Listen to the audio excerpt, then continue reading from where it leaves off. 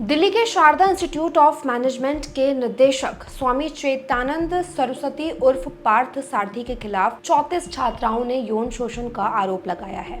इन छात्राओं का आरोप है कि स्वामी चैत्यानंद सरस्वती उन्हें अश्लील मैसेजेस भेजा करता था, मैसेजेस में गंदी बातें करता था, उन्हें जबरन अपने कमरे में बुलाता था और गलत तरीके से छूने की कोशिश करता था।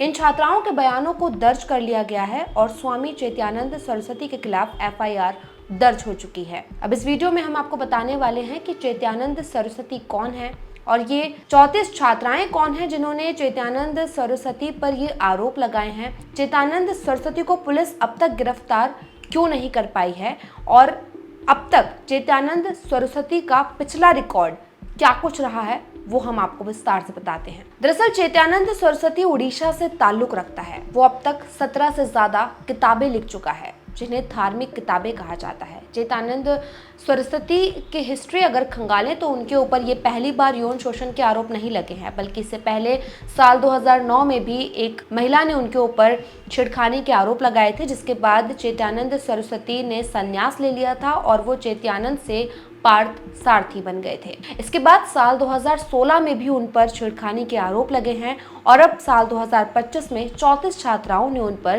केस दर्ज किया है। इसी आश्रम में स्वामी चैत्यानंद सरस्वती के खिलाफ कई शिकायतें लगातार आ रही थी, लेकिन क्योंकि चैत्यानंद सरस्वती यहाँ के निदेशक थे, उनका दबदबा था, इसीलिए उनसे कोई कुछ बोल नहीं पाता था और इसी बात का फायदा उठाकर चैत्यानंद सरस्वती उन छात्राओं के साथ गलत हरकतें करता था जो आर्थिक रूप से कमजोर वर्ग की मानी जाती हैं। दरअसल ये जो छात्राएं हैं ये ईडब्ल्यूएस के तहत छात्रवृत्ति वाली छात्राएं हैं जिन्होंने ये आरोप लगाया है। ये सभी छात्राएं आर्थिक रूप से जो हैं वो कमजोर हैं, इन्हें छात्रवृत्ति मिलती है और इसके तहत ये यहाँ पर पढ़ाई करती हैं। इन छात्राओं ने आरोप लगाया कि हॉस्टल के कई वार्डन और कर्मचारी भी चैत्यानंद सरस्वती का उनकी इन हरकतों में साथ देते थे। छात्राओं ने बताया कि उन्हें देर रात को गंदे मैसेजेस आते थे और ये मैसेजेस उन्हें चैत्यानंद सरस्वती द्वारा किए जाते थे। वो गंदे मैसेज करता था, महिलाओं को अपने कमरे में बुलाता था। छात्राएं जब कमरे में आने से इनकार कर देती थी तो वो वार्डन को इनके पास भेजता था और वार्डन इन छात्राओं पर दबाव डालती थी कि वो निदेशक की बात मान ले और कमरे में चले जाए या फिर उनके मैसेजेस की रिप्लाई करे। और जिस दिन चैत्यानंद सरस्वती रात में छात्राओं को गलत मैसेजेस भेजता था, उसके दूसरे दिन ये वार्डन छात्राओं के पास आती थी और जबरन मैसेज डिलीट करवाती थी।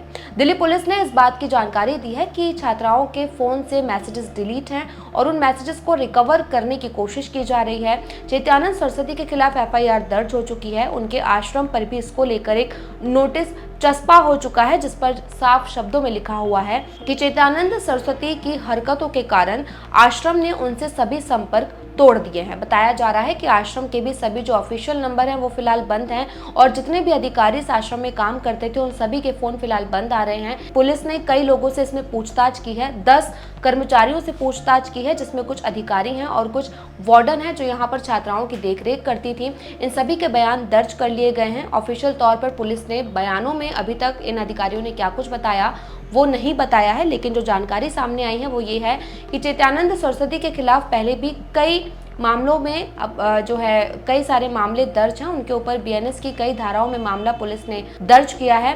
फिलहाल उनकी तलाश की जा रही है। आपको बता दें कि चैत्यानंद सरस्वती ने इस आश्रम से सीसीटीवी के कई सारे फुटेजेस डिलीट करवा दिए हैं और साथ ही कई नंबर्स भी बंद कर दिए हैं। पुलिस का मानना है कि चैत्यानंद सरस्वती बहुत कम मोबाइल फ़ोन का इस्तेमाल कर रहा है, इसीलिए उनको ट्रेस कर पाना मुश्किल हो रहा है।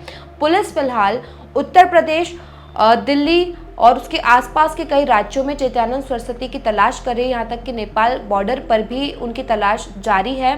स्वामी चैत्यानंद उर्फ डॉक्टर पार्थ सारथी के खिलाफ पहले भी अलग अलग 5 आपराधिक मामले दर्ज हो चुके हैं। हालांकि तब उसके खिलाफ कोई ठोस कार्यवाही नहीं की गई। वर्ष 2009 में डिफेंस कॉलोनी थाने में छेड़खानी का मामला दर्ज किया गया। वर्ष 2016 में वसंत कुंज नॉर्थ थाने में छेड़खानी का मामला। इसी साल अगस्त में 17 लड़कियों की ओर से शिकायत दर्ज की गई थी। अगस्त में ही कार में फर्जी नंबर प्लेट लगाने का मामला भी सामने आया। मठ की ओर से धोखाधड़ी करने का आरोप भी लगाया गया। यौन उत्पीड़न के आरोपी 62 वर्षीय बाबा ने कथित तौर पर 28 पुस्तकें लिखी हैं, जिनमें प्रमुख हस्तियों द्वारा लिखी गई प्रस्तावनाएं और समीक्षाएं शामिल हैं। अधिकारियों ने बुधवार को ये जानकारी दी। ई-कॉमर्स साइट पर लेखक के बारे में दिए गए विवरण में सरस्वती को एक प्रख्यात प्रोफेसर, प्रख्यात लेखक, वक्ता, शिक्षाविद, आध्यात्मिक दार्शनिक और परोपकारी तथा भारत व विदेश में प्रबंधन शिक्षा जगत की एक प्रतिष्ठित हस्ती बताया गया। बाबा के मुताबिक वो अमेरिका में प्रोफेसर रह चुके हैं और शिक्षाविद के नाम से जाने जाते हैं। वो 17 पुस्तकें लिख चुके हैं, 12 साल से शारदा इंस्टीट्यूट ऑफ मैनेजमेंट में काम कर रहे हैं और कई लड़कियों को अपना शिकार बना चुके हैं। अब साल 2025 में अगस्त के महीने में उनके ऊपर ये FIR दर्ज की गई है, जब महिलाएं सामने आई और उन्होंने बताया कि किस तरह से बाबा उन्हें अश्लील मैसेजेस भेजते हैं, गंदी बातें करते हैं और जबरन कमरे में आने का दबाव बनाते हैं। फिलहाल पुलिस इनकी तलाश कर रही है। आपका स्वामी चैत्यानंद सरस्वती के इस कैरेक्टर पर क्या कुछ कहना है, हमें कमेंट करके बताइएगा। साथ ही ये वीडियो अच्छा लगा तो लाइक और शेयर भी कीजिएगा।